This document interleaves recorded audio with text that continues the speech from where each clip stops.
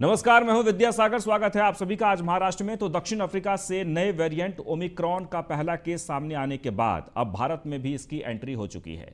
गुरुवार को कर्नाटक में ओमिक्रॉन के 2 केस सामने आए हैं। वहीं अब मुंबई में भी इसका डर फैल गया है। 10 नवंबर से 2 दिसंबर के बीच दक्षिण अफ्रीका समेत विदेशों से मुंबई इंटरनेशनल एयरपोर्ट पर उतरने वाले 9 अंतर्राष्ट्रीय यात्री कोरोना पॉजिटिव आए गए हैं।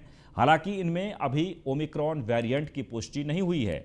इन सभी 9 यात्री में कोरोना का ओमिक्रॉन वेरिएंट था या नहीं, इसकी पुष्टि के लिए सैंपल जीनोम सीक्वेंसिंग के लिए भेज दिए गए हैं। वहीं नए वेरिएंट के खतरे को देखते हुए मुंबई में पहले से सख्ती बढ़ा दी गई है। राज्य में कोरोना को लेकर तैयारियों पर मुंबई की मेयर किशोरी पेडनेकर ने कहा कि यूरोपियन देशों से आने वाले लोगों को पहले से ही क्वारंटीन करना शुरू कर दिया गया है। तो कर्नाटक में ओमिक्रॉन के 2 मामले मिलने के बाद महाराष्ट्र में भी टेंशन बढ़ गया है। प्रशासन द्वारा दी जानकारी के मुताबिक महाराष्ट्र में ओमिक्रॉन के 28 संदिग्ध मरीज पाए गए हैं, जो हाल ही में विदेश से लौटे हैं। हालांकि अभी तक सभी की रिपोर्ट आनी बाकी है। इनमें ओमिक्रॉन के लक्षण हैं या नहीं, फिलहाल अभी कोरोना की रिपोर्ट पॉजिटिव आई है। यह सभी मरीज महाराष्ट्र के 3 सबसे बड़े शहर मुंबई, ठाणे और पुणे के हैं।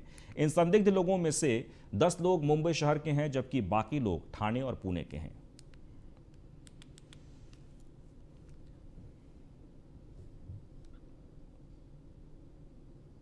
तो महाराष्ट्र में ओमिक्रॉन संदिग्धों की संख्या 50 से अधिक हो गई है, जिसमें मुंबई के 11 लोग शामिल हैं। महाराष्ट्र सरकार द्वारा कोरोना वायरस के ओमिक्रॉन संस्करण पर वैश्विक चिंताओं के मद्देनजर अपने हवाई यात्रा नियमों में संशोधन किया गया है। बृहन मुंबई नगर निगम ने शहर के हवाई अड्डे के अधिकारियों को जारी दिशा निर्देशों को रद्द कर दिया और उन्हें राज्य द्वारा जारी नए संशोधित नियमों का पालन करने के लिए कहा गया है। नए दिशा निर्देशों के अनुसार मुंबई हवाई अड्डे पर उतरने वाले सभी अंतर्राष्ट्रीय यात्रियों को RT-PCR परीक्षण करना होगा और 14 दिवसीय होम क्वारंटाइन से गुजरना होगा। ऑस्ट्रेलिया से, यूनाइटेड किंगडम से, अमेरिका से कई पेशेंट 17 पेशेंट हमारे तरफ लिस्ट हमारे पास स्टेट ऑफिस पूना से, जो हमारा IDSP का इंटीग्रेटेड डिसीज सर्वेलेंस प्रोजेक्ट का ऑफिस है, 7 रोग का, उसके तरफ से 17 जो प्रवासी है उनकी यादी, उनके मेल ID, उनके फ़ोन नंबर, उनकी नेशनलिटी, ये सब डिटेल हमें आ चुका है। हमने एहतियात के तौर पर सभी वो जो इंटरनेशनल ट्रैवलर्स है जो औरंगाबाद में या औरंगाबाद के ग्रामीण भागों में आए हैं, उनका और उनके नज़दीक संपर्क में जो आए उनका RT-PCR किया है और आज शाम तक उनके RT-PCR का रिपोर्ट आएगा। वो सिर्फ बताएगा कि कोविड पॉजिटिव है या कोविड नेगेटिव। तो ठाणे जिले के मातोश्री वृद्धाश्रम में कोरोना के 17 नए मरीज पाए गए हैं। इन्हें इलाज के लिए ठाणे सिविल अस्पताल में भर्ती कराया गया है। वृद्धाश्रम से संबंधित कोरोना मरीजों की संख्या बढ़कर 90 हो गई है। स्वास्थ्य विभाग द्वारा वृद्धाश्रम को कंटेनमेंट जोन घोषित करके आसपास के लोगों को मास्क और सैनिटाइज के साथ सोशल डिस्टेंसिंग बनाए रखने की अपील की जा रही है। पड़घा प्राथमिक स्वास्थ्य केंद्र के चिकित्साधिकारी डॉक्टर अमोल भोर ने बताया कि अभी 18 लोगों की जांच रिपोर्ट नहीं आई है। रिपोर्ट आने के बाद मरीजों की संख्या बढ़ सकती है।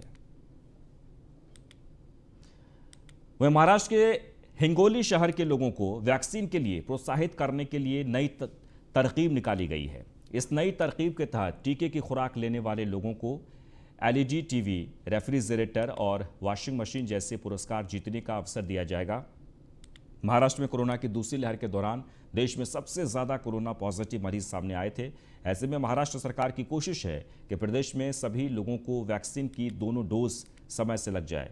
हिंगोली नगर परिषद में कोविड-19 संबंधी ड्यूटी पर तैनात प्रोजेक्ट अधिकारी पंडित महास्के ने बताया कि कोविड-19 की तीसरी लहर की आशंका के मद्देनजर हिंगोली के जिलाधिकारी जितेंद्र पापलकर ने बुधवार को आपात बैठक बुलाई और जिला प्रशासन के अधिकारियों को ज़्यादा से ज़्यादा लोगों को टीका लेने के लिए प्रेरित करने का निर्देश दिया।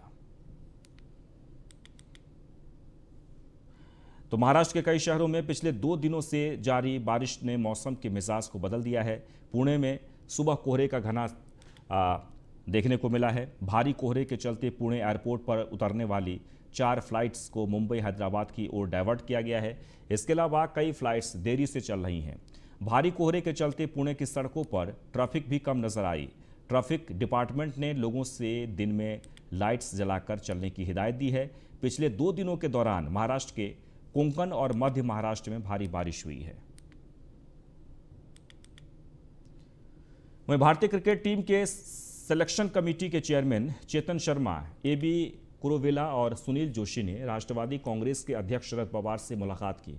बता दें कि मुंबई के वानखेड़े स्टेडियम में भारत और न्यूजीलैंड के बीच दूसरे टेस्ट मैच की शुरुआत हुई है।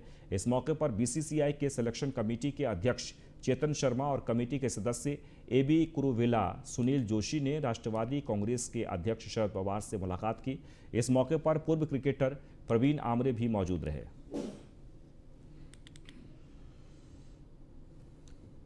महाराष्ट्र के कैबिनेट मंत्री नवाब मलिक ने एक बार फिर से नारकोटिक्स कंट्रोल ब्यूरो और केंद्र सरकार के ऊपर निशाना साधा है। मलिक ने कहा कि अगर एनसीबी ठीक ढंग से कार्रवाई नहीं कर रही है तो उनकी यूनिट को बंद कर देना चाहिए। उनसे ज्यादा काम मुंबई पुलिस की एंटी नारकोटिक्स सेल ने किया है।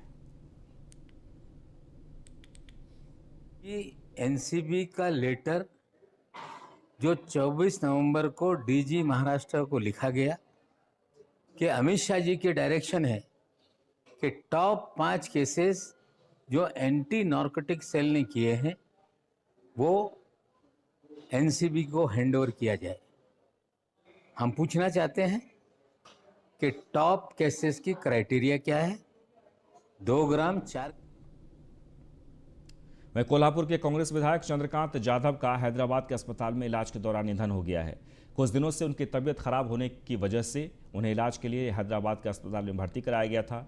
चंद्रकांत जाधव का पार्थिव शरीर जिला कांग्रेस कमेटी कार्यालय में अंतिम दर्शन के लिए रखा गया, जहां पर सभी राजकीय पक्ष के मंत्री, सांसद, विधायक और लोगों ने उनका अंतिम दर्शन किया। विधायक चंद्रकांत जाधव चुनाव से महज 1 महीना पहले कांग्रेस में शामिल हुए थे और शिवसेना के तगड़े उम्मीदवार को हराकर वो विधायक बने थे। महाराष्ट्र सरकार के कैबिनेट मंत्री जितेंद्र आव्हाड ने ठाणे जिले के भिवंडी शहर में एक विवादित बयान देकर मुसीबत मोल ले ली है। दरअसल आव्हाड शहर में पार्टी के एक कार्यक्रम में आए हुए थे। उनके साथ एनसीपी के प्रदेश अध्यक्ष जयंत पाटिल भी मौजूद थे। इस दौरान पत्रकारों से बात करते हुए आव्हाड ने मुसलमानों को एक अजीबोगरीब नसीहत दे डाली। त्रिपुरा हिंसा के बाद रजा अकादमी की ओर से बुलाए गए बंद के बाद हुई हिंसा पर बोलते हुए आव्हाड ने कहा कि गोश्त खाकर दिमाग गर्म न करें, उस पर बर्फ डालो और मुंह बंद रखो। उसके लिए पान, सुपारी, गुटखा, रजनीगंधा जो खाना है खाओ, लेकिन अपना मुंह बंद रखो। हमारे अकलियतों के जो मुस्लिम भाई हैं उनसे अपील करना चाहिए कि ज़्यादा गोश्त खा के माथा मत करो, बिल्कुल शांति से काम। वो चाहते ही है तुम्हारा सर गर्म हो जाए, सर पे बर्फ रखो और मुंह में पान, सुपारी, रजनीगंधा जो मिलता है वो रखो, लेकिन सर पे बर्फ, मुंह को ताला। तो भारत सरकार ने मुंबई के पूर्व police commissioner Paramvir Singh duty में कथित लापरवाही के लिए सेवा से निलंबित कर दिया था। अब परमवीर सिंह ने अपने निलंबन को अवैध बताया है और ठाकरे सरकार के खिलाफ कोर्ट जाने की बात कही है। बता दें कि मुख्यमंत्री उद्धव ठाकरे ने 12 नवंबर को अस्पताल से छुट्टी मिलते ही परमवीर के निलंबन आदेश पर दस्तखत किए थे। इसके साथ ही उस दौरान के ठाणे सिटी के डीसीपी रहे पराग मनेरे को भी निलंबित कर दिया।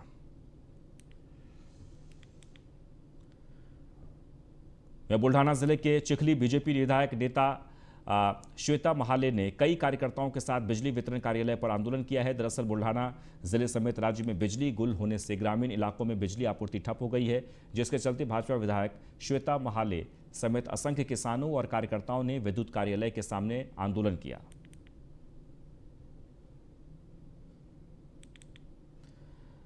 महाराष्ट्र सरकार ने अब ट्रैफिक नियमों का उल्लंघन करने वालों पर लगाए जाने वाले जुर्माने में बढ़ोतरी की है। बिना हेलमेट के बाइक चलाने वाले को पहली बार 500 रुपये का चालान और दूसरी बार में 1500 का जुर्माना लगेगा। बाइक पर 3 लोगों को बैठाने का जुर्माना 200 रुपये से बढ़ाकर सीधे 1000 रुपये कर दिया गया है। नो पार्किंग के लिए अब 500 रुपये का जुर्माना लगेगा। वहीं केंद्र सरकार ने नो पार्किंग के लिए 1000 रुपये का जुर्माना प्रस्तावित किया है, लेकिन महाराष्ट्र सरकार ने फिलहाल 500 रुपये का जुर्माना लगाया है। वहीं जालना जिले के जिलाधिकारी के आदेश के चलते जालना में वाहन चालकों को बिना वैक्सीन के पेट्रोल और डीजल नहीं दिया जा रहा है। पेट्रोल पंप के कर्मचारी वैक्सीन सर्टिफिकेट देखकर ही चालकों को पेट्रोल या डीजल दे रहे हैं। पेट्रोल पंप पर जिलाधिकारी के आदेश का बोर्ड भी लगाया गया है। जो नागरिकों ने वैक्सीन नहीं ली है उनके लिए जालना के उड़ान पुल के पास स्थित भारत पेट्रोल पंप के तेजस्विनी पेट्रोल पंप पर वैक्सीन की सुविधा की गई।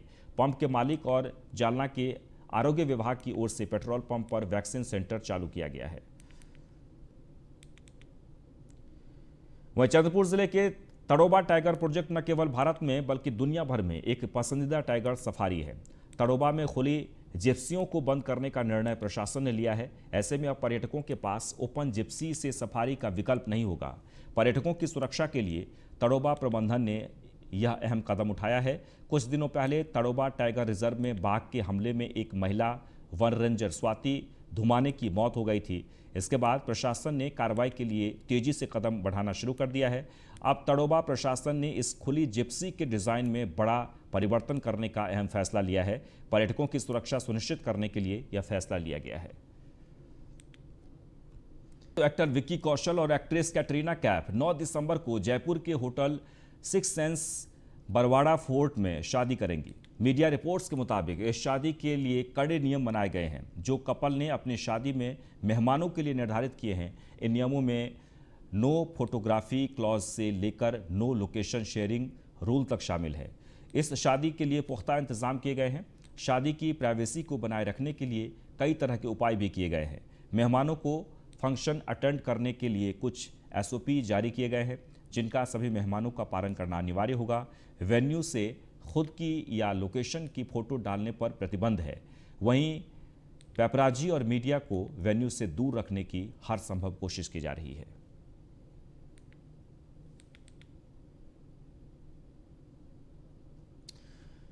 वहीं पंजाब पहुंची कंगना रनौत के काफिले को किसानों ने बीच रास्ते में ही रोक दिया। इस दौरान कंगना को महिला किसानों के विरोध का भी सामना करना पड़ा। हालांकि मौके पर पुलिस ने कंगना को बाहर निकाला। कंगना रनौत ने सोशल मीडिया स्टोरी पर वीडियो शेयर कर लिखा है कि जैसे ही उन्होंने पंजाब में कदम रखा भीड़ ने उन पर हमला कर दिया। वे लोग कह रहे हैं कि वे किसान हैं। बता दें कि कंगना को किसानों के गुस्से का शिकार इसलिए होना पड़ रहा है क्योंकि उन पर किसानों को खालिस्तानी आतंकवादी कहने का आरोप लगा है। वाईकॉम 18 स्टूडियोज ने क्रिकेटर मिताली राज के जन्मदिन पर उन्हें फिल्म की रिलीज डेट बतौर गिफ्ट दिया है। मेकर्स ने उनकी बायोपिक शाबाश मिथु की रिलीज डेट अनाउंस कर दी है। शाबाश मिथु फिल्म क्रिकेटर मिताली राज के जीवन पर आधारित फिल्म है। ये फिल्म 4 फरवरी 2022 को थिएटर्स में रिलीज होगी। मिताली राज ने अपने सोशल मीडिया पर पोस्ट शेयर करते हुए वो लिखा है कि मैं बता नहीं सकती कि इस अद्भुत खबर के लिए मैं कितनी एक्साइटेड हूं। वह अभिनेत्री अंकिता लोखंडे और विक्की जैन 14 दिसंबर को शादी के बंधन में बंधने वाले थे, लेकिन अब अंकिता और विक्की ने सोशल मीडिया पर कुछ फोटोज पोस्ट की है जिसे देखकर हर कोई कंफ्यूज हो रहा है। इन फोटोज में दोनों मराठी दूल्हा दुल्हन के गेटअप में नजर आ रहे हैं। फोटोज में अंकिता ने पिंक और गोल्डन बॉर्डर वाली सिंपल ग्रीन साड़ी पहनी है, वहीं विक्की ने सिंपल कुर्ता पहना है। बता दें कि अंकिता मराठी हैं, इसलिए उन्होंने अभी मराठी रीति रिवाज से शादी की है, लेकिन 14 दिसंबर को अंकिता जैन रीति रिवाजों के अनुसार विक्की के साथ 7 फेरे लेंगी।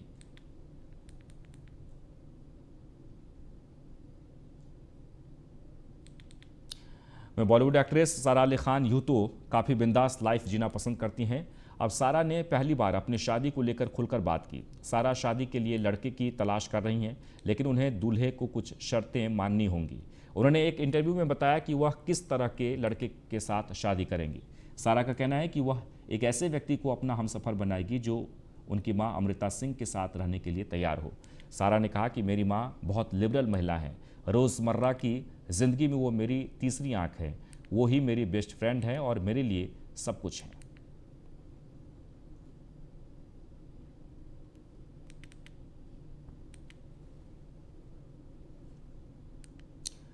तो टीवी सीरियल गुम है किसी के प्यार में फेम नील हट और ऐश्वर्या शर्मा हाल ही में शादी के बंधन में बंधे हैं। दोनों की शादी 30 नवंबर को उज्जैन में हुई थी, जिसके बाद उन्होंने मुंबई में अपना वेडिंग रिसेप्शन रखा। लेकिन इस स्पेशल दिन में न्यूली वेड्स कपल के लिए सरप्राइज के रूप में उन्हें आशीर्वाद देने पहुंची एक्ट्रेस रेखा। वीडियो में रेखा दोनों से गले मिल रही हैं और उनके साथ खूब फोटोज भी क्लिक करवा रही हैं।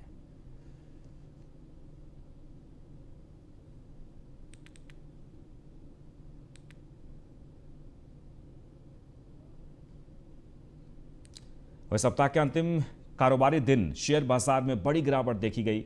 बीएसई का संवेदी सूचकांक सेंसेक्स 764.83 अंक यानी 1.31% टूटकर 57,696.46 पर बंद हुआ है। वहीं एनएसई निफ्टी 204.95 यानी 1.18% की गिरावट के साथ 17,196.70 पर बंद हुआ है। हालांकि अंतिम सत्र में सेंसेक्स के 30 में से 5 शेयरों में तेजी है तो 25 शेयरों में गिरावट नजर आ रही है। एलटी के शेयरों में बढ़त रही तो सबसे अधिक गिरावट पावर ग्रिड के शेयरों में नजर आई। और इसी के साथ ही आज महाराष्ट्र में बस इतना ही, लेकिन आप बने रहे न्यूज़ 1 इंडिया के साथ। नमस्कार।